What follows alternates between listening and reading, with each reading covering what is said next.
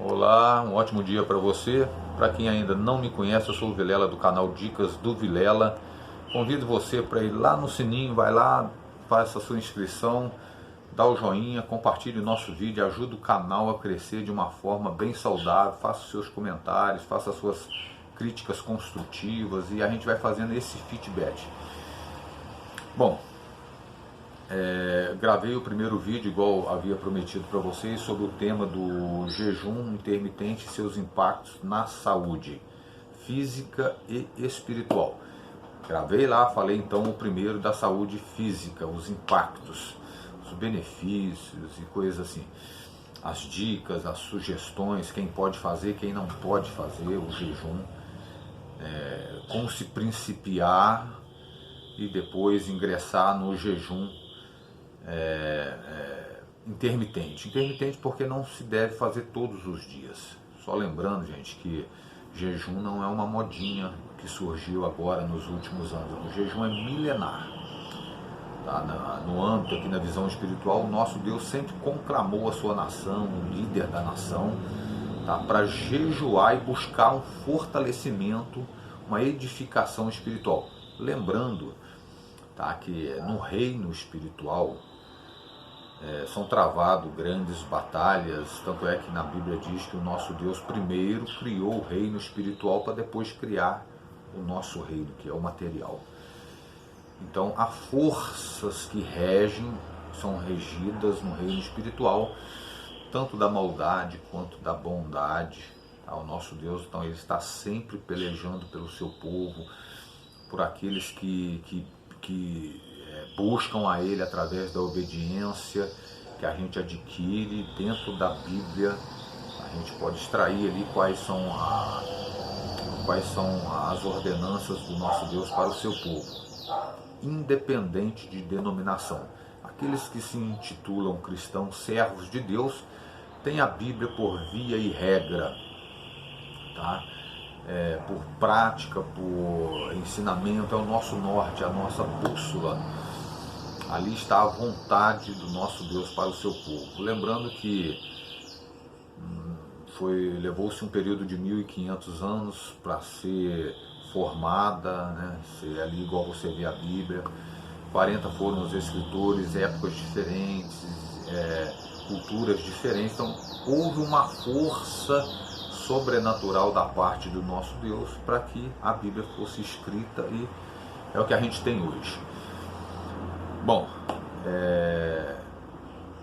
no reino espiritual, gente, a gente não se usa, não se guerreia com a força humana, não adianta.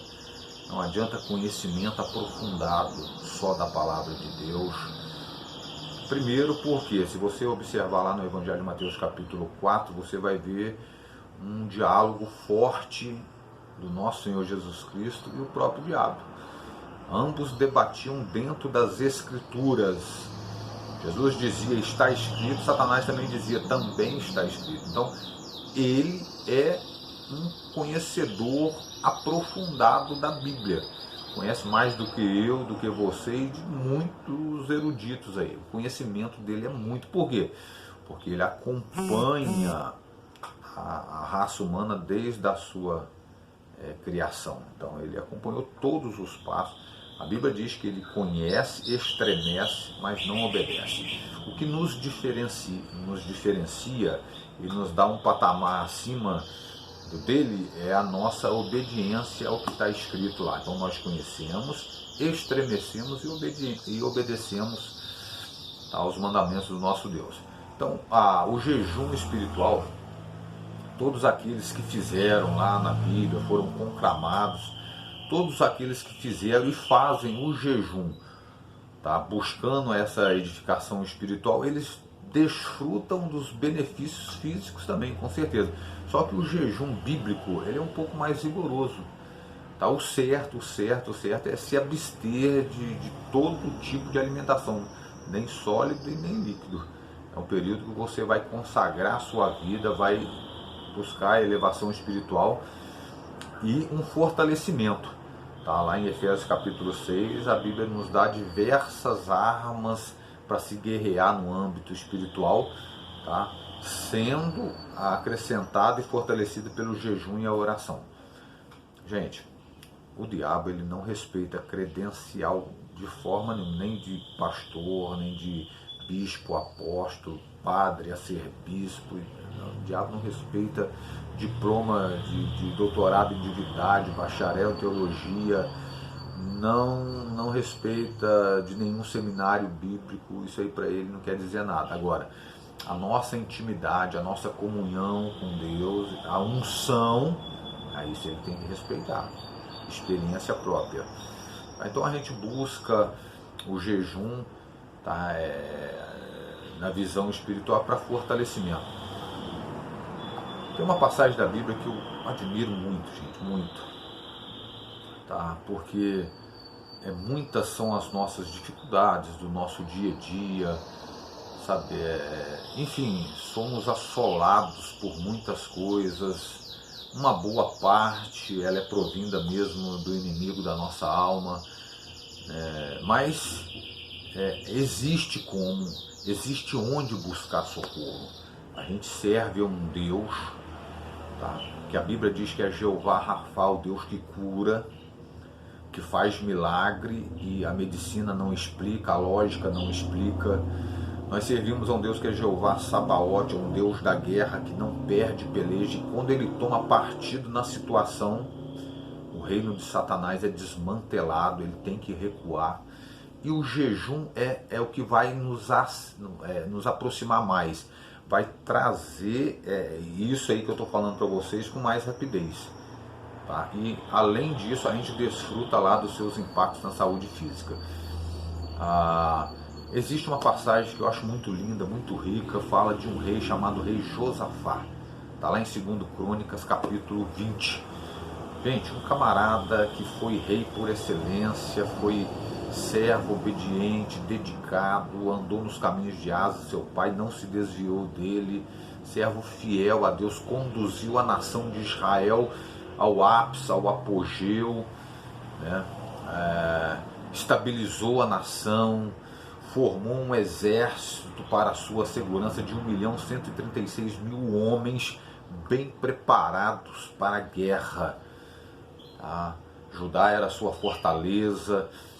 Tá? Então, nessa ocasião, de 2 Crônicas, capítulo 20, Josafá e a nação de Israel desfrutavam dos benefícios da prosperidade, tanto espiritual quanto material.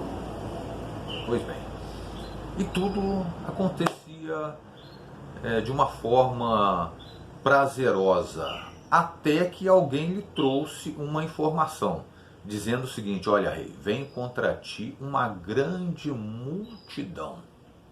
Quer dizer, estava sendo formado, tá, uma colisão de 3 reinos para vir pelejar contra Israel. E olha que Israel estava bem segura. Mas essa colisão formada eram os amonitas, os moabitas e os edomitas. Esses edomitas, eles eram os homens das montanhas de Seir, eram canibais, eram predadores de guerra. E eu acredito que lá na negociação deles, os edomitas falaram para os amonitas e os moabitas: olha, os despojos da guerra, o ouro, a prata, não sei o que, vocês podem ficar para vocês, nós só queremos a carne humana. E quando chega essa notícia para Josafá, o temor invadiu a alma. Tá? O camarada estremeceu, ficou angustiado, sabe? O pânico tomou conta de si, mas ele tinha uma vantagem, ele tinha uma visão espiritual. É isso que nós precisamos entender. Quando vem para nós as dificuldades, nós precisamos entender que existe um lugar de se buscar socorro.